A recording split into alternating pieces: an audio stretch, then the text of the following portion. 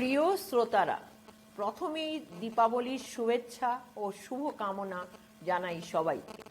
আজ আমি শোনাচ্ছি আলো সাঁজে দীপাবলি।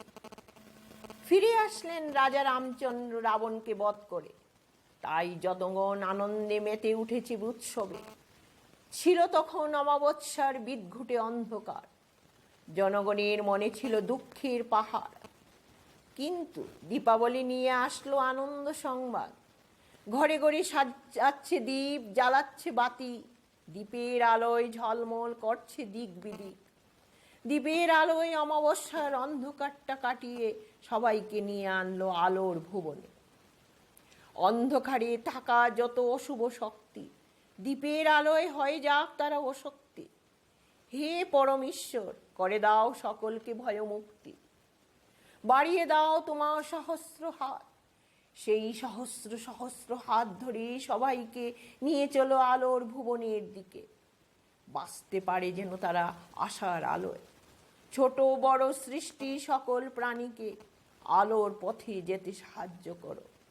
সকলেই যেন মন থেকে দ্বিধা মুছে ফেলে একত্র হয়ে আলোর বাতি জ্বালাতে সমর্থ হয়।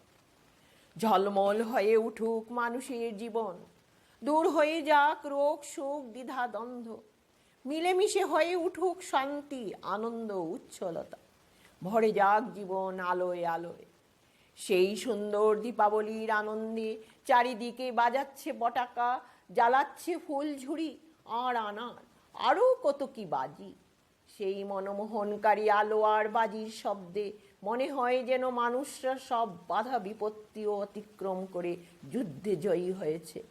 তাই এত আনন্দ, এত কোলাহল, সব কিছুই হলো মনের আনন্দ ও জীবনের আলোর আনন্দ। হে আলোর দেবতা, তুমি এই পৃথিবীর সৃষ্টিকে এইভাবে আলোর পথ দেখিয়ে দাও, আর তাদের যেন অন্ধকারের দিকে পা ফেলতে দিতে হয় না, এই আমার প্রার্থনা। হে প্রভু, এইভাবে প্রতি বৎসর দীপাবলিতে এসে ধরিত্রীর সৃষ্টিকে শান্তি আর আলো দেখিয়ে যেও। নমস্কার রইল সবার জন্য। সাবস্ক্রাইব করবেন, সাবস্ক্রিপশন